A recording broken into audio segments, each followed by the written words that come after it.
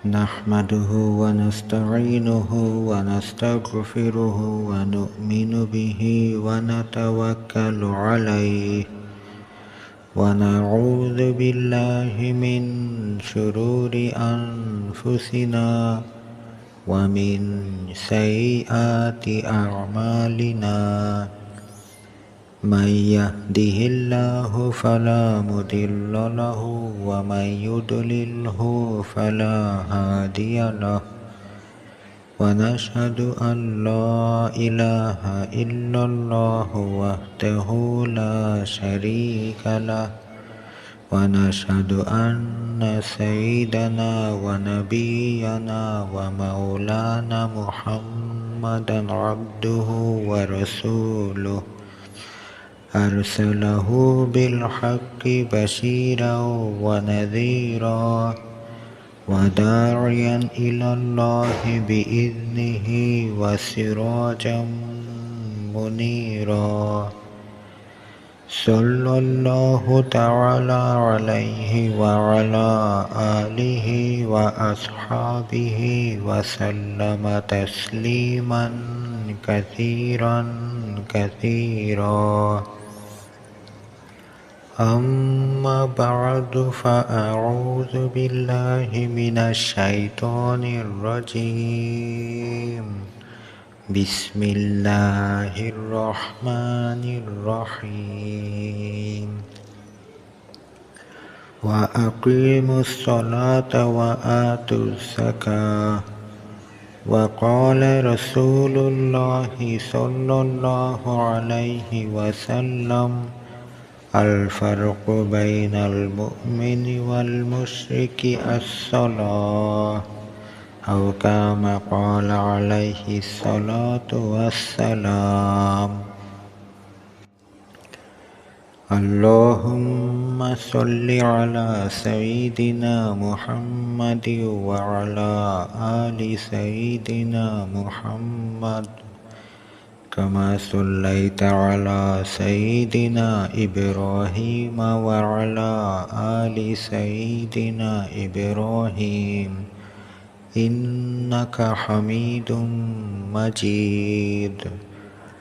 اللهم بارك على سيدنا محمد وعلى آل سيدنا محمد كما باركت على سيدنا إبراهيم وعلى آل سيدنا إبراهيم إنك حميد مجيد. বান্দার কাছে মহান আল্লাহ পাকের অনেক প্রাপ্য। এর মধ্যে ঈমানের পর সবচেয়ে গুরুত্বপূর্ণ প্রাপ্য হল নামাজ। নামাজ সম্পর্কে আল্লাহ পাক যতবার এবং যে পরিমাণ তাকিদের সাথে আমাদেরকে আদেশ করেছেন, অন্য কোনো প্রাপ্য সম্পর্কে এই পরিমাণ এবং এত তাকিদের সাথে আদেশ করেননি। হযরত রাসূলুল্লাহ সাল্লাল্লাহু আলাইহি ওয়াসাল্লাম ইরশাদ ফরমান: নামাজের গুরুত্ব এত বেশি, এত বেশি, এত বেশি, মুমিন এবং মুশরিকের মধ্যে পার্থক্যকারী হলো নামাজ। মুমিনের বৈশিষ্ট্য সে নামাজ পড়বে, আর মুশরিকের স্বভাব সে নামাজ ছাড়বে। তাই কাউকে নামাজ ছাড়তে দেখলে সে মুমিন কি না এ সাক্ষী দেওয়া সম্ভব নয়। এখানে একটি কথা বুঝতে হবে, যে পদ্ধতিতে আমাদের উপর নামাজ ফরজ করা হয়েছে, এই পদ্ধতিতে জিন জাতি ব্যতীত অন্য কারোর উপর নামাজ ফরজ করা হয়নি। সকলেরই নামাজ আছে, ইবাদত আছে, কিন্তু আমরা যে পদ্ধতিতে ইবাদত করি এ পদ্ধতিতে নয়। ব্যতিক্রম ধর্মী পদ্ধতিতে আমাদেরকে নামাজ পড়তে কেন বলা হলো, অল্প সময় সংক্ষেপে এই কথাটি সামনে তুলে ধরেই আমি আমার বক্তব্য শেষ করব ইনশাআল্লাহ।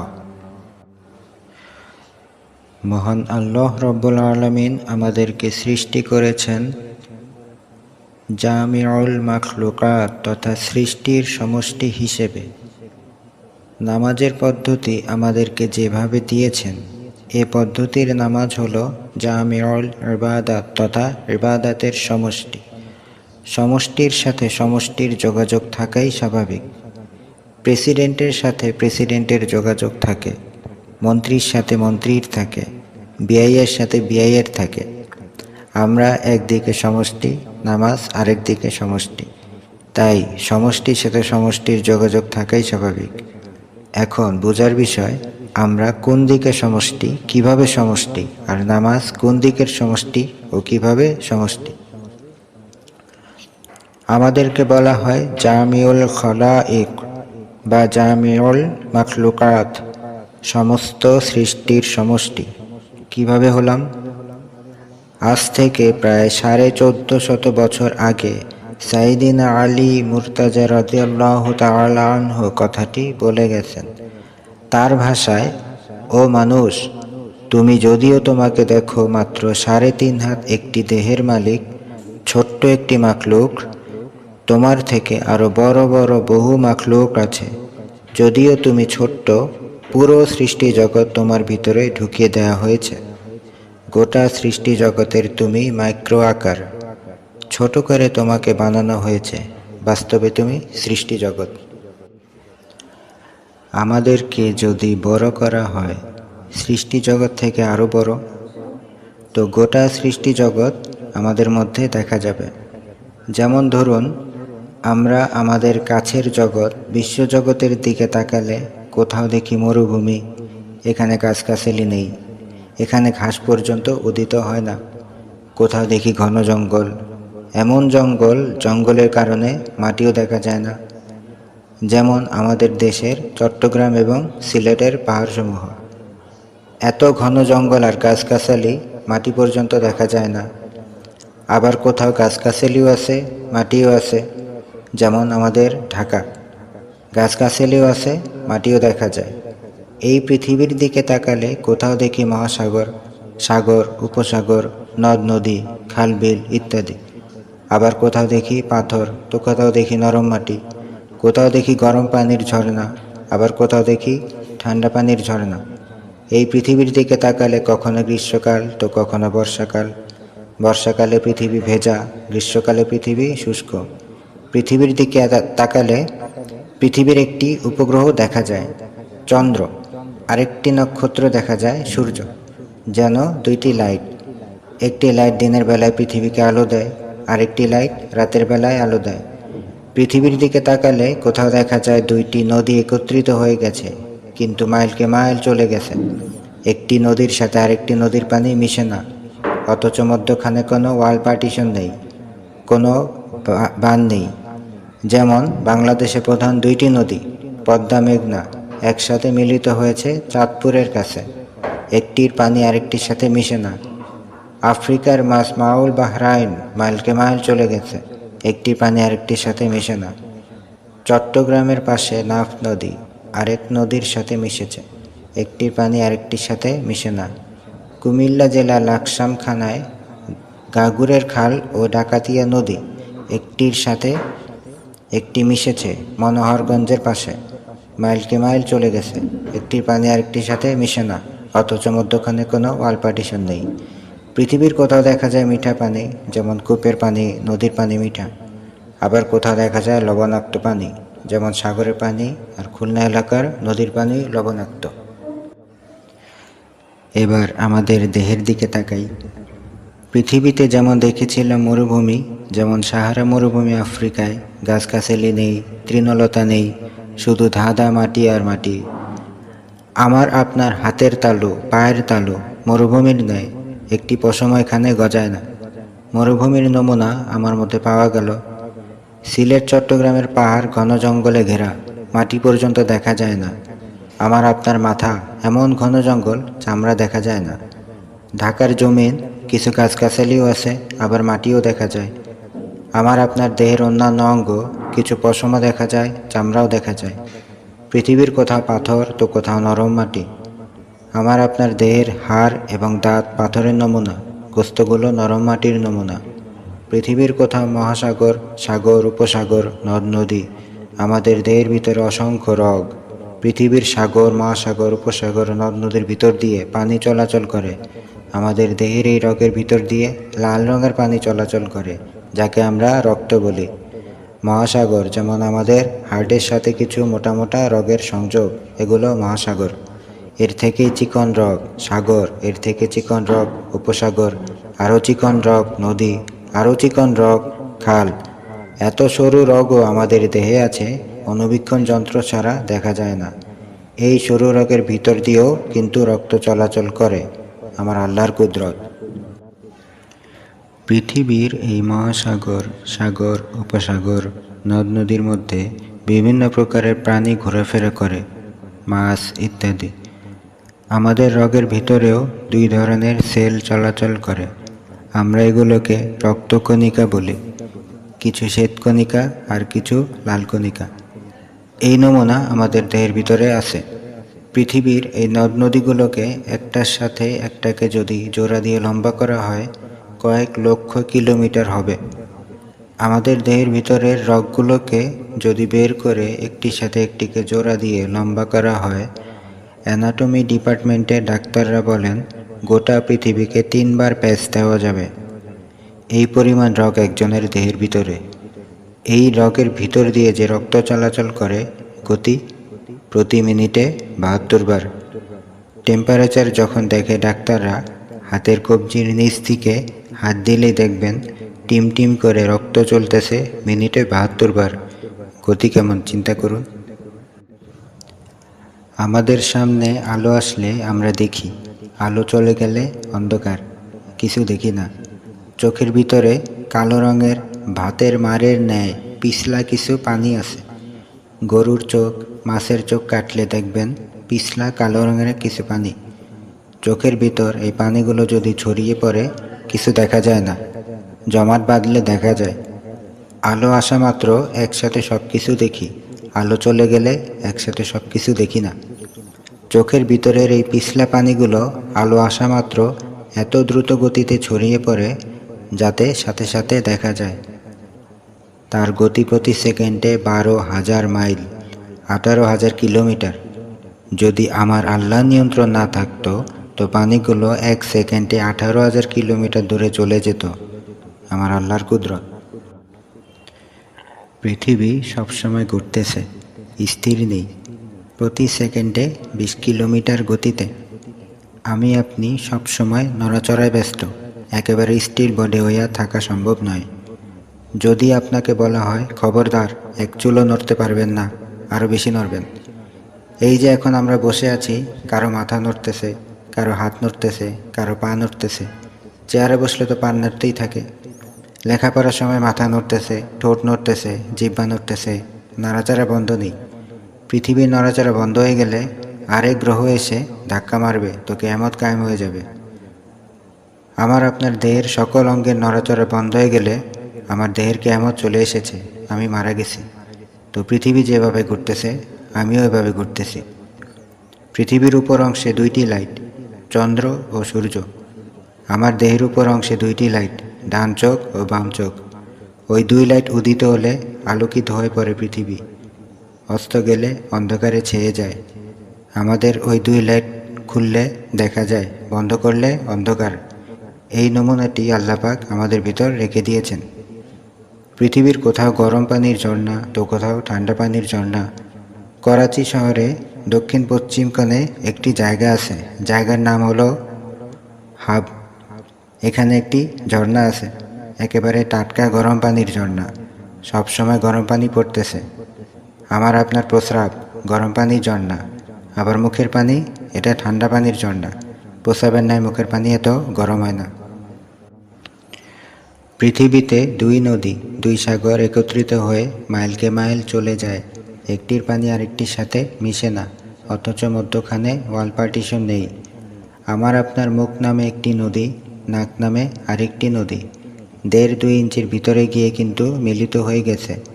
তাই নাকের শ্লেষ্মা চাইলে টান মেরে মুখ দিয়ে বের করা যায়, আবার ভাত মুখে নিয়ে হাঁচি দিলে নাক দিয়ে ভাত বেরিয়ে আসে।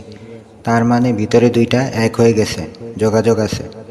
এরপরেও মুখের মিঠা পানি নাক দিয়ে সাধারণত বের হয় না, নাকের লবণাক্ত পানি মুখ দিয়ে বের হয় না। আমার আল্লাহ বলেন 2টি সাগর একসাথে মিলিত হয়েছে, মধ্যখানে আল্লাহর কুদরতের পার্টিশন, পানি মিলতে দেয় না।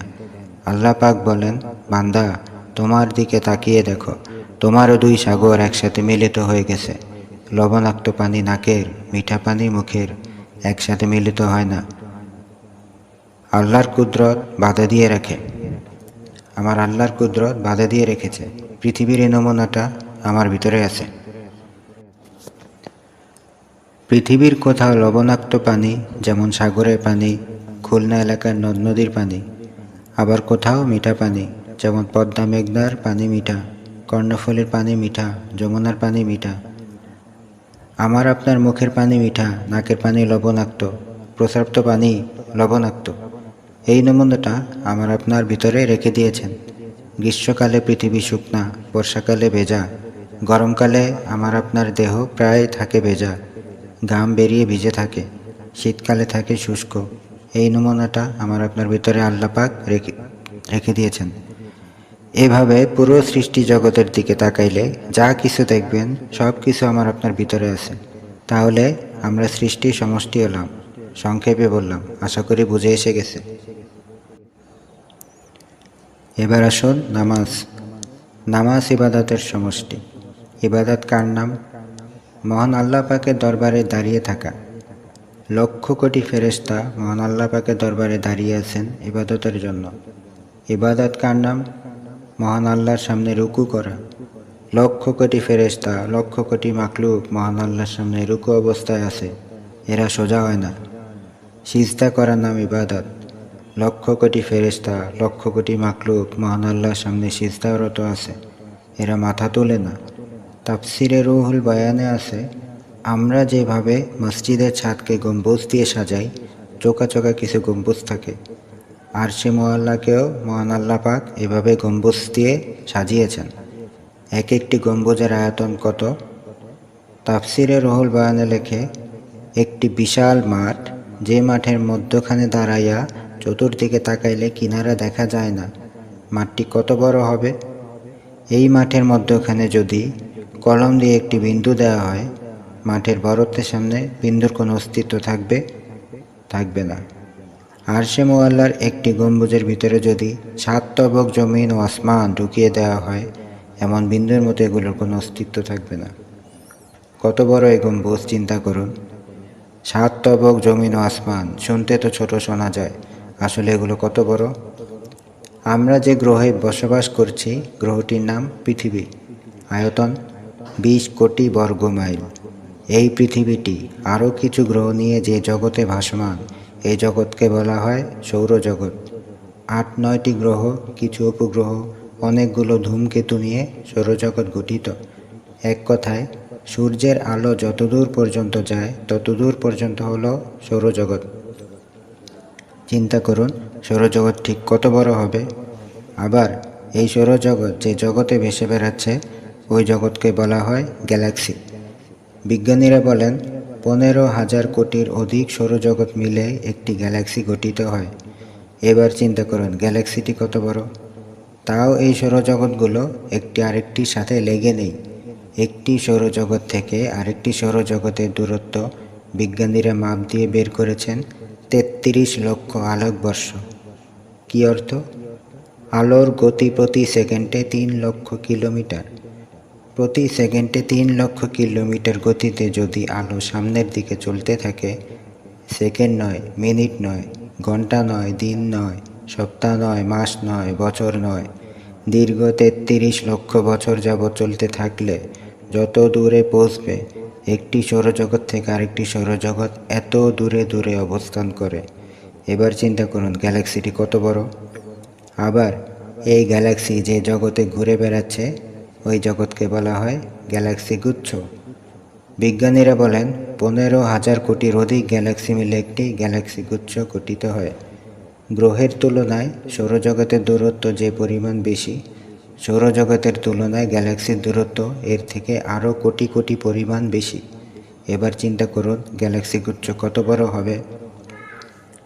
আবার এই গ্যালাক্সি গুচ্ছ যে জগতে ভাসমান, ওই জগৎকে বলা হয় মহাগ্যালাক্সি। বিজ্ঞানীরা বলেন 15,000 কোটির অধিক গ্যালাক্সি গুচ্ছ মিলে একটি মহাগ্যালাক্সি গঠিত হয়। গ্যালাক্সির তুলনায় গ্যালাক্সি গুচ্ছের দূরত্ব আরও কোটি কোটি গুণ বেশি। এবার চিন্তা করুন মহাগ্যালাক্সিটি কত বড় হবে। এত বড় মাখলুক যে আল্লাহ পাক সৃষ্টি করেছেন তিনি কত বড় হবেন। আজ পর্যন্ত বিজ্ঞানীরা মহাশূন্যের 15,000 কোটির অধিক মহাগ্যালাক্সি আবিষ্কার করে ফেলেছেন। এগুলো সব প্রথম আকাশের পেটের ভিতরে। এত দূর পর্যন্ত বিজ্ঞান পৌঁছার পরেও প্রথম আকাশটি কোথায় এর হদিশ আজ পর্যন্ত মিলেনি, হয়তো কিয়ামত পর্যন্ত মিলবেও না। তাফসিরে মারিফুল কোরআনে সূরা ইউনূসের তাফসিরের উল্লেখ আছে, আমরা রাতের অন্ধকারে উপরের দিকে তাকাইলে যে কতগুলো তারকা দেখতে পাই, তারকাগুলোর আলো প্রতি সেকেন্ডে 3 লক্ষ কিলোমিটার গতিতে চতুর্দিকে ধেয়ে চলছে, আমাদের দিকেও আসতেছে। এখনও মহাশূন্যে এমন অসংখ্য তারকা রয়ে গেছে। সৃষ্টির পর থেকে এগুলোর আলো চতুর্দিকে ধেয়ে চলছে, আমাদের দিকে আসতেছে সেকেন্ডে 3 লক্ষ কিলোমিটার গতিতে। এরপরেও আজ পর্যন্ত আমাদের কাছে এসে পৌঁছতে পারেনি। চিন্তা করুন তারকাগুলো কত উপরে। এরও অসংখ্য অগণিত লক্ষ কোটি কিলোমিটার উপরে প্রথম আকাশ। দারিমি শরীফের হাদিসে উল্লেখ আছে, হযরত রাসূল আকরাম সাল্লাল্লাহু আলাইহি ওয়াসাল্লাম ইরশাদ ফরমান, আমাদের জমিন থেকে আকাশের দূরত্ব যে পরিমাণ, আকাশটি মোটাও এই পরিমাণ। তার মানে জমিন থেকে আকাশের পেট যে পরিমাণ দূরত্ব, আকাশের পিঠ এর থেকে দ্বিগুণ দূরত্বে। এবার চিন্তা করুন আকাশটি কত বড়। এরপরে আবার এই পরিমাণ জায়গা ফাঁকা। তারপর দ্বিতীয় আকাশ, ওই আকাশটিও ফাঁকা পরিমাণ মোটা। ফুটবলের ন্যায় প্রথম আকাশকে পেটের ভিতরে নিয়ে ঘুরতেছে দ্বিতীয় আকাশটি। এরপরে আবার ওই পরিমাণ জায়গা ফাঁকা। তারপর তৃতীয় আকাশ, ওই আকাশটিও ফাঁকা পরিমাণ মোটা। এভাবে চতুর্থ আকাশ, পঞ্চম আকাশ, ষষ্ঠ আকাশ, সপ্তম আকাশ, 7 নম্বর আকাশের ভিতরে বাকি 6টি আকাশ। চিন্তা করুন 7 নম্বর আকাশটি কত বড়। এই বিরাট বিশাল 7টি আকাশ এবং 7 তবক জমিন সব একসাথে করে যদি আরশে মুআল্লার একটি গম্বুজের ভিতরে ঢুকিয়ে দেওয়া হয়, তো বিশাল মাঠের মধ্যখানে কলমের বিন্দু যেমন উল্লেখযোগ্য কিছু থাকে না, এগুলো গম্বুজের বড়ত্বের সামনে উল্লেখযোগ্য কিছু থাকবে না। কত বড় গম্বুজ চিন্তা করুন। তো আরশে মুআল্লায় এমন গম্বুজ একটা দুইটা নয়, 60,000 গম্বুজ আছে। এরপর তাফসিরে রুহুল বয়ানে লিখতেছে, এমন বিরাট বিশাল 60,000 গম্বুজের ভিতরে 1 বিঘত জায়গায় খালি পাওয়া যাবে না, যেখানে কোনো না কোনো ফেরেশতা আল্লাহর দরবারে ইবাদতের লক্ষ্যে হয়তো দাঁড়িয়ে আছে জিন্দেগি ভর। কোনো ফেরেশতা রুকু অবস্থায় আছে সারা জীবন, কোনো ফেরেশতা সিজদা অবস্থায় আছে সারা জীবন। প্রত্যেকটি ফেরেশতার মুখ দিয়ে মৌমাছির গুনগুন আওয়াজের ন্যায় তাসবিহ তাহলিলের আওয়াজ বেরিয়ে আসতেছে। তো তার মানে আমার আল্লাহর ইবাদত হলো তার দরবারে দাঁড়াইয়া থাকা, ইবাদত হলো রুকু অবস্থায় থাকা, ইবাদত হলো সিজদা করা, ইবাদত হলো তিলাওয়াত করা, ইবাদত হলো তাসবিহ পড়া, ইবাদত হলো দরুদ শরীফ পড়া, ইবাদত হলো যাকাত দেয়া, ইবাদত হলো হজ করা, ইবাদত হলো কুরবানি করা। এগুলো ইবাদত। এবার আসুন নামাজ ইবাদতের সমষ্টি কিভাবে। দাঁড়ানো ছাড়া কি নামাজ হয়? না, নামাজে দাঁড়ানো ফরজ। তো দাঁড়ানোর নামই ইবাদত নামাজে আছে। রুকু ছাড়া নামাজ হয় না, রুকু করা ফরজ, রুকু নামাজে আছে। সিজদা ছাড়া নামাজ হয় না, সিজদা করা ফরজ, সিজদা নামাজে আছে। তিলাওয়াত ছাড়া নামাজ হয়? সূরা ফাতিহার সাথে একটি সূরা, এটা নামাজে আছে। তাসবিহ তাহলিল রুকুতে সিজদায়, নামাজে তাসবিহ আছে, শেষ বৈঠকে দরুদ শরীফ আছে। নামাজে রোজা আছে। কিভাবে? রোজা কার নাম? রোজা হইল খাওয়া পান করা এবং স্ত্রী সহবাস থেকে বিরত থাকার নাম রোজা। নামাজ অবস্থায় খাওয়া যাবে না নামাজ অবস্থায় পান করা যাবে? নামাজ অবস্থায় স্ত্রী সহবাস আছে না নেই? তাহলে রোজা আছে কি না নামাজে? আছে। বরং রোজা অবস্থায় সারাদিন কথা বলেন, রোজা ভাঙবে না। রোজা অবস্থায় কয়েক হাজার কিলোমিটার হাঁটেন, রোজা ভাঙবে না। রোজা অবস্থায় চতুর্দিকে ঘুরতেই থাকেন, রোজা ভাঙবে না। নামাজ অবস্থায় যদি কথাবার্তা শুরু করেন, নামাজ থাকবে? তার মানে মুখেরও রোজা। নামাজ অবস্থায় চতুর্দিকে ঘুরেন, নামাজ থাকবে? পায়েরও রোজা। নামাজ অবস্থায় হাঁটতে থাকেন একদিকে, নামাজ হবে? পায়েরও রোজা। চোখের রোজা, কানের রোজা, ব্রেনের রোজা, হাতের রোজা, সব রোজা নামাজের ভিতরে আছে। জাকাত কার নাম? কিছু পয়সা খরচ করার নাম জাকাত। নামাজের মধ্যে 70 টাকা ফরজ, ঢাকতে হবে কাপড় দিয়ে। পয়সা ছাড়া কাপড় আসবে? পবিত্রতা অর্জন করা ফরজ, পয়সা ছাড়া পানি আসবে? মসজিদে এসে জামাতে নামাজ পড়া সুন্নতি মুআক্কাদা, পয়সা ছাড়া মসজিদ নির্মাণ করতে পারবেন? নামাজে খরচ আছে, জাকাত আছে। কুরবানিও কিছু খরচের নাম। নামাজের মধ্যে খরচ তো দেখলেন, তার পাশাপাশি কোরবানি হলো একটি পশুর গলায় ছুরি চালানোর নাম। বিসমিল্লাহি আল্লাহু আকবার বলে কোরবানির নিয়ম। নামাজের মধ্যে শুধু পশু নয়, নিজের নফসের গলায় ছুরি চালানো হয়। তা কীভাবে? আল্লামা রুমি মুস্তাফা শরীফে বলতেছেন, মুসল্লি নামাজে দাঁড়ায় যেন বলতেছে, ও আল্লাহ, আমি আল্লাহু আকবার বলে আমার নফসের গলায় ছুরি চালিয়ে দিলাম।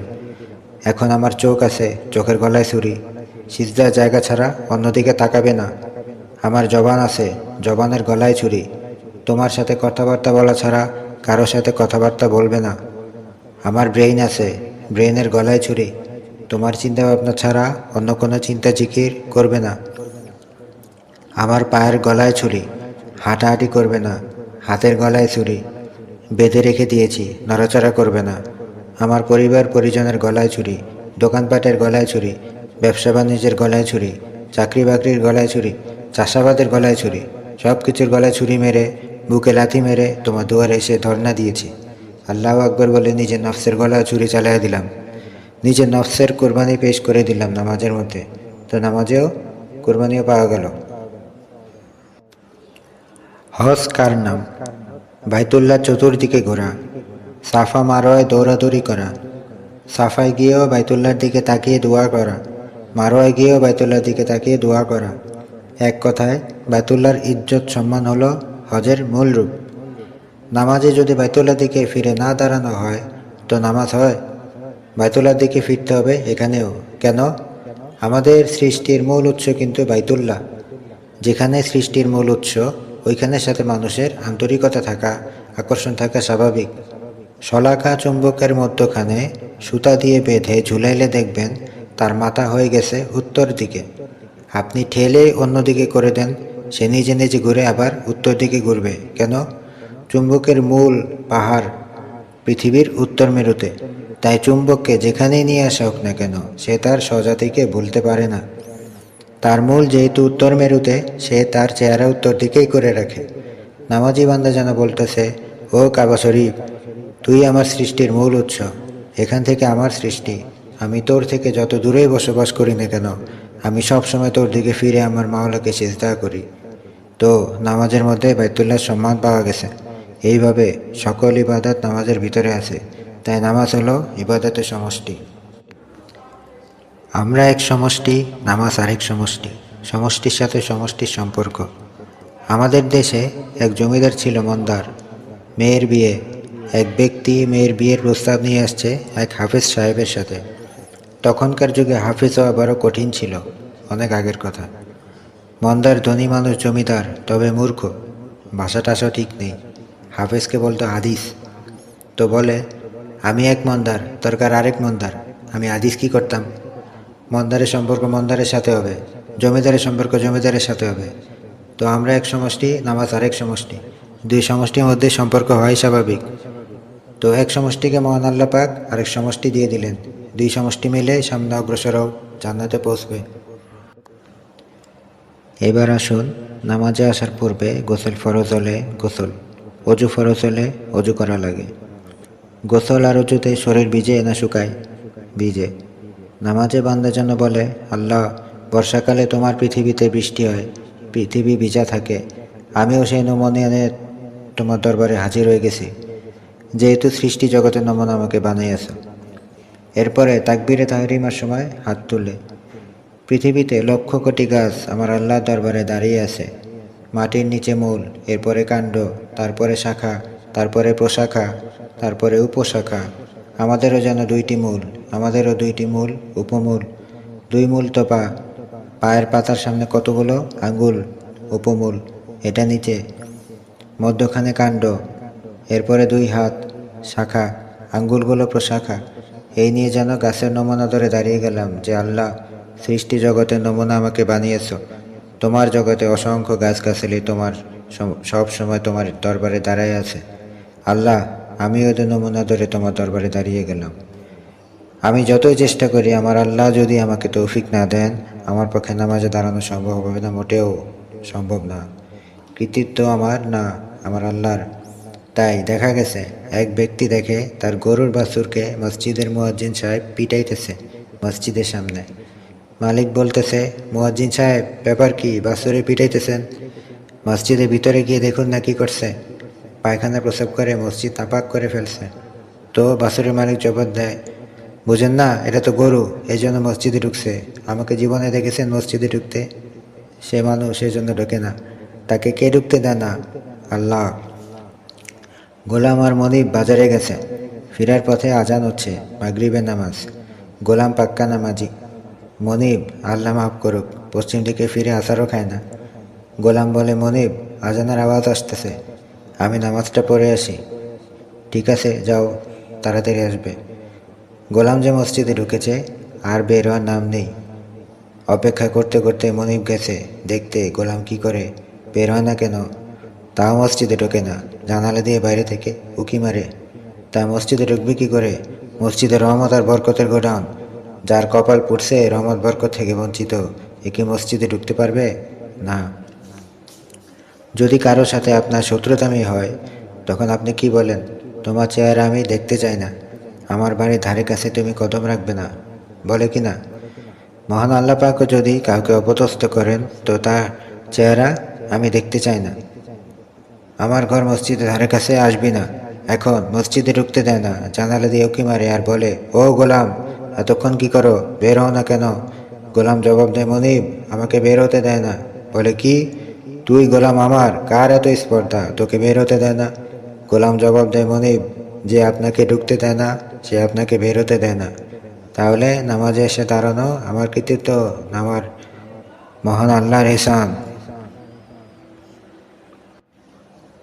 তাই মুসল্লি নিয়ত বাঁধার পর মহান আল্লাহ পাকের পবিত্রতা বর্ণনা করে, সুবহানাকা আল্লাহুম্মা ওয়া বিহামদিকা। ও আল্লাহ, সকল পবিত্রতা তোমার, সকল প্রশংসা তোমার। ওয়া তাবারাকা ইসমুকা, তোমার নাম বড় বরকতময়। ওয়া তাআলা জাদ্দুকা, তোমার ইজ্জত অনেক বেশি। ওয়া লা ইলাহা গায়রুক, তুমি ছাড়া ইবাদতের উপযোগী আর কেউ নেই। তাই আমি একমাত্র তোমারই ইবাদত করার জন্য দাঁড়িয়ে গেলাম। এরপরও প্রশংসার হক আদায় হয় না। তাই বান্দা এরপর সূরাতুল ফাতিহা পড়া শুরু করে, আলহামদুলিল্লাহি রাব্বিল আলামিন। সমগ্র জাহানের পালনকর্তা তুমি, সমগ্র জাহানের নমুনা বানিয়েছ তুমি আমাকে, ও আল্লাহ। তাই সমস্ত প্রশংসাও একমাত্র তোমার। আর রহমানির রহিম, তুমি যদি দয়ার সাগর না হতে, আমাকে তোমার ঘর মসজিদে এসে নামাজের মুসল্লায় দাঁড় করাইতে না। মালিকি ইয়াউমিদ্দিন, এত কিছু তুমি যখন করতে পেরেছ, তোমার এত বড় ক্ষমতা, অতএব বিচার দিনের স্বামী একমাত্র তুমি। উভয় জাহানের ক্ষমতা যখন তোমার, ইবাদতের উপযোগী যখন তুমি, তাই ইয়াকা না'বুদু ওয়া ইয়াকা নাস্তাঈন, আমি একমাত্র তোমার ইবাদত করি, তোমার কাছেই সাহায্য প্রার্থনা করি। সবচেয়ে বড় সাহায্য এবার বান্দা চেয়ে নিল, ইহদিনাস সিরাতাল মুস্তাকিম। আল্লাহ, সোজা রাস্তাটি দেখিয়ে দাও, যে রাস্তায় চললে তোমাকে পাওয়া যায়, জান্নাতে ঢোকা যায়। মহান আল্লাহ পাক দয়া মায়া করে বান্দার দরখাস্ত কবুল করে রাস্তা দেখিয়ে দিলেন। কি? সিরাতাল্লাযীনা আন'আমতা আলাইহিম। ও নামাজি বান্দা, আমার পুরস্কৃত বান্দাদের রাস্তা হলো সিরাতাল মুস্তাকিম। আমার পুরস্কৃত বান্দা কারা? 1 নম্বরে হযরতে আম্বিয়া ইকরাম আলাইহিমুসসালাম। 2 নম্বর সিদ্দিকদের জামাত। 3 নম্বর শহীদদের জামাত। 4 নম্বর নেককার বান্দাদের জামাত। এরা হলো পুরস্কৃত বান্দা। আর তাফসিরে রুহুল বায়ানে লিখিত আছে, পুরস্কৃত বান্দা আমার, আরেক তাফসির হলো উলামা একরাম। আল্লাহ পাক এলহাম নামক পুরস্কার দিয়ে তাদেরকে পুরস্কৃত করেছেন। এরা পুরস্কৃত বান্দা, এদের রাস্তায় চলো, সিরাতুল মুস্তাকিমে চলা হবে। গায়রিল মাগদুবি আলাইহিম ওয়ালাদ-দাল্লিন। তবে আল্লাহ তোমার অভিশপ্ত বান্দা যারা ইহুদি সম্প্রদায়, খবরদার আল্লাহ এদের রাস্তা আমাকে পরিচালিত করবে না। ওয়ালাদ-দাল্লিন, গুমরা ভ্রষ্ট সম্প্রদায়, খ্রিস্টান, আল্লাহ এদের ধারে কাছে আমাকে নিও না, এরা আমাদেরকে গুমরা করে ফেলবে। ইহুদি খ্রিস্টানের রাস্তায় না চলার জন্য সূরাতুল ফাতিহাতে মহান আল্লাহ পাক বলে দিলেন, কিন্তু আমরা এখন হারজিত, কে কার আগে ইহুদি খ্রিস্টানের অনুকরণ করতে পারি, যার কারণে এখন গোলামি শিকলে আবদ্ধ হয়ে আছি। এখান থেকে বের হওয়ার কোনো পথ এখন আমাদের সামনে খোলা নেই। আব্দুল ইলাহাবাদী মরহুম আফসোস করে বলেছিলেন যে, গোলামি করতে করতে তুমিও পূর্ণ খ্রিস্টান হতে পারোনি, আর আমাদেরকেও শান্তিতে মুসলমান হিসেবে থাকতে দাওনি। আরেকটি সূরা পড়ার পর এখন বান্দা যেন বলতেছে, আল্লাহ এই পৃথিবীতে লক্ষ কোটি মাকলুক আছে, এরা সবসময় তোমার দরবারে রুকু অবস্থা থাকে, যেমন গরু, ছাগল, ঘোড়া, হাতি, এরা সব রুকু অবস্থায়। আল্লাহ আমাকে তো পৃথিবীর নমুনা বানিয়েছ, আমি ওদের নমুনা ধরে তোমার দরবারে রুকু অবস্থায় হয়ে গেলাম। এরপর যায় সিজদায়। আল্লাহ লক্ষ কোটি মাকলুক আছে, সব সময় তাদের কপাল মাটিতে লেগে থাকে, যেমন সাপ, কেঁচো, বিচ্ছু ইত্যাদি, এদের মাথা সবসময় মাটিতে। লক্ষ কোটি ফেরেশতার কপাল সবসময় মাটিতে লাগিয়ে রাখে। হায় আল্লাহ, সৃষ্টি জগতের নমুনা আমাকে বানিয়েছ, আমিও লক্ষ কোটি মাকলুকের নমুনা ধরে আমার কপালটি মাটিতে ঠেকিয়ে দিলাম, সিজদা মাটিতে দিলাম।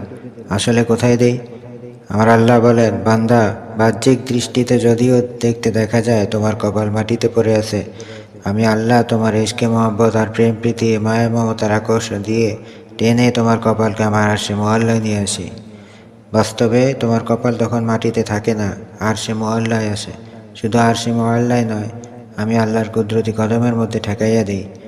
বান্দার সিজদার এত দাম, তাই সিজদা অবস্থায় বান্দা আল্লাহর যত কাছে থাকে, অন্য কোনো ইবাদত অবস্থায় এত কাছে থাকে না, কারণ বান্দার কপাল মাওলার কুদরতি কদমের উপরে থাকে।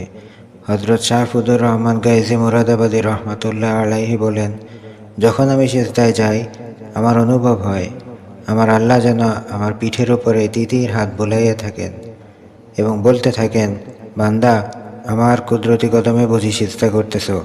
তো যে সিজদার নিচে আমার মাওলার কুদরতি কদম, উপরে মায়া মমতার প্রীতির হাত, মধ্যখানে আমি বান্দা, বলেন তো আমি আল্লাহর কত কাছে এখন?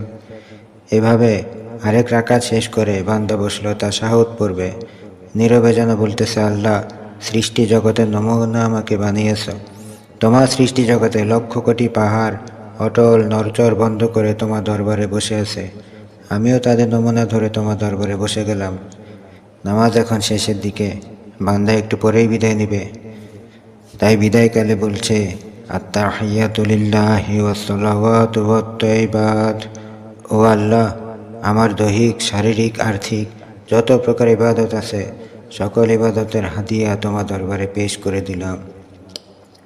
আসসালামু আলাইকা আইয়ুহান নাবিয়্যু ওয়া রাহমাতুল্লাহি ওয়া বারাকাতুহু।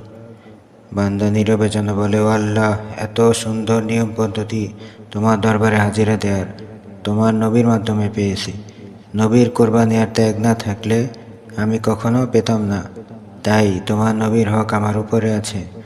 ও আল্লাহ, তোমার দরবারে দরখাস্ত পেশ করে ফরিয়াদ করি, আসসালামু আলাইকা আইয়ুহান নাবিয়্যু। ও নবী, আপনার উপর লক্ষ কোটি শান্তি বর্ষিত হোক। ওয়া রাহমাতুল্লাহি ওয়া বারাকাতুহু। আমার আল্লাহর রহমত এবং বরকত অবতীর্ণ হোক। আমরা হলে বলতাম, পাইছি কোটি কোটি মানুষের দোয়া, আর কি লাগে? কিন্তু নবী রহমাতুল লিল আলামিন নিজের চিন্তা থেকে উম্মতের চিন্তা বেশি। আল্লামা কারামত আলী জনপুরি রহমাতুল্লাহ আলাইহি মাকতাবুজ জাম্মা নামক কিতাবে লিখতেছেন, তার ভাষায়, হাসর মাঠে আদম আলাইহিসসালাম থেকে নিয়ে ঈসা আলাইহিসসালাম পর্যন্ত সকলেই নিজ নিজ চিন্তায় ব্যস্ত। হায় আমার কি হবে? কিন্তু একমাত্র আমাদের নবী হযরত মুহাম্মদ মুস্তাফা সাল্লাল্লাহু আলাইহি ওয়াসাল্লাম উম্মতের চিন্তায় চিন্তিত থাকবেন। তাই এত বড় দোয়া নবী একা না নিয়ে বলতেছেন কি, আসসালামু আলাইনা ওয়া আলা ইবাদিল্লাহিস সালিহিন। ও আমার উম্মত, তোমার এত বড় দোয়া, নিষ্কলুষ দোয়া, শান্তি, রহমত আর বরকতের দোয়া আমি একা গ্রহণ করলাম না। আসসালামু আলাইনা বহু বচন, আমি সহকারে তোমরা আমার যত উম্মত আছো সকলের জন্যই এই শান্তি, রহমত আর বরকত বন্টন করে দিলাম। ওয়া আলা ইবাদিল্লাহিস সালিহিন, বিশেষ করে নেককার বান্দা যারা। আমরা নবীকে দেখিনি, নবীর সাহাবাকে দেখিনি, তাবেঈকে দেখিনি, তাদের মাধ্যমে আস্তে আস্তে এই সুন্দর ইবাদতের নমুনা তরিকা আমাদের কাছে এসেছে। এই নেককার বান্দাদেরকেও রহমত, বরকত আর শান্তির ভাগ দিয়ে দিলাম।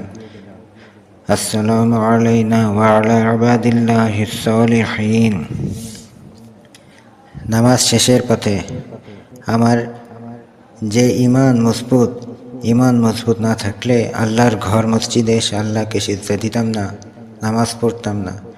মজবুতের প্রমাণ দিচ্ছি, আশহাদু আল্লা ইলাহা ইল্লাল্লাহ ওয়া আশহাদু আন্না মুহাম্মাদান আবদুহু ওয়া রাসূলুহু।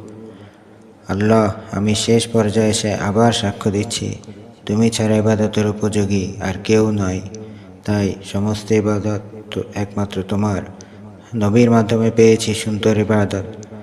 আমি আরও সাক্ষ্য দিচ্ছি, আমাদের নবী মুহাম্মদ রাসূলুল্লাহ সাল্লাল্লাহু আলাইহি ওয়াসাল্লাম তোমার বান্দা আর রাসূল। এরপর রাসূলের হক আদায় হবে না, তাই শেষে আবার রাসূলের উপর দরুদ পড়লাম। দরুদ পড়ার পর নামাজ এখন শেষ হবে। ইবাদত শেষ পর্যায়ে গেলে দোয়া কবুল হয়, তাই বান্দা এই সুযোগটিও ছাড়ল না। তাই দোয়া কবুলের আশায় দোয়ায় মাসুরা পড়া আরম্ভ করে দিল। আল্লাহুম্মা ইন্নী যালামতু নাফসি যুলমান কাসীরা ওয়া লা ইয়াগফিরু যুনুবা ইল্লা আনতা ফাগফিরলি মাগফিরাতাম মিন ইনদিকা ওয়ারহামনি ইন্নাকা আনতাল গফুরুর রহিম। আল্লাহ, যেভাবে ইবাদত করার দরকার ছিল আমি পারিনি, আমি দুর্বল, আমার দ্বারা হক আদায় হয়নি, তাই আমি জুলুম করেছি। ইন্নী যালামতু নাফসি যুলমান কাসীরা, অনেক জুলুম করেছি। আল্লাহ, এই জুলুম, এই গুনাহ একমাত্র তুমি ক্ষমা করতে পারো, তুমি ছাড়া ক্ষমাকারী আর কেউ নেই।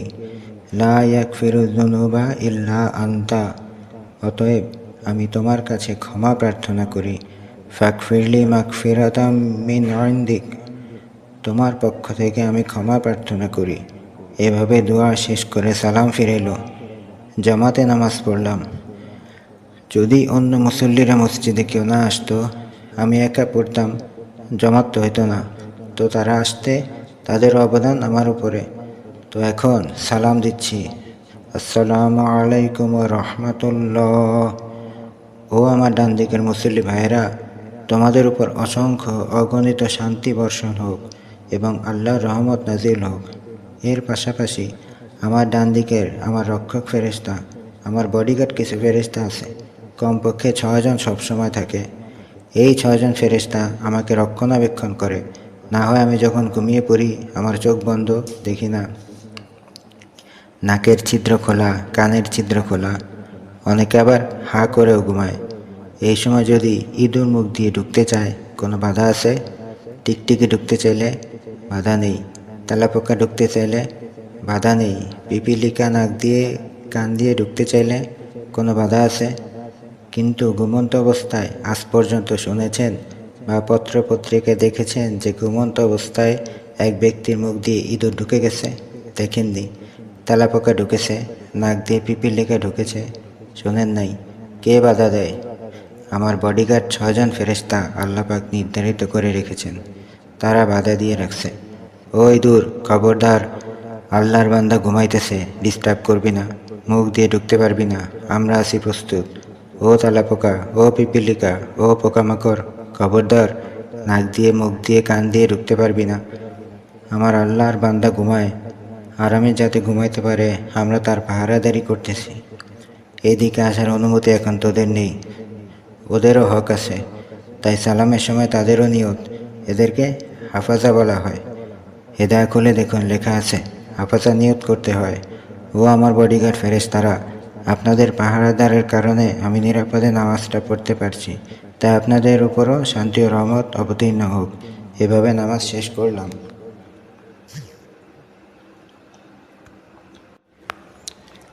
তাহলে এবার বুঝে আসছে পৃথিবীর সাথে, সৃষ্টি জগতের সাথে, আমাদের সাথে, নামাজের সাথে কী মিল। এজন্য এই ব্যতিক্রমধর্মী পদ্ধতিতে আল্লাহ পাক আমাদেরকে নামাজ দান করেছেন। তাই যার রুচি ঠিক আছে সে কখনো নামাজ ছাড়তে পারবে না।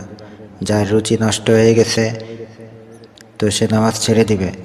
যে বাপের বাড়ির গাদ্দার সে বাপকে গালি দিতে পারে, বাপের বাড়ি ত্যাগ করতে পারে, বাপের বাড়ির বদনাম করতে পারে। আর যে গাদ্দার নয় সে কখনো বাপের বাড়ি ত্যাগ করতে পারে না, বদনাম করতে পারে না। মহান আল্লাহ রাব্বুল আলামিন আমাদেরকে গুরুত্বপূর্ণ ইবাদত নামাজটি ঠিকভাবে আদায় করে জান্নাতে পৌঁছার তৌফিক দান করুন। সুবহানাল্লাহি ওয়া বিহামদিহি, সুবহানাকা আল্লাহুম্মা ওয়া বিহামদিক, আশহাদু আল্লা ইলাহা ইল্লা আনতা, আস্তাগফিরুকা ওয়া আতুবু ইলাইক।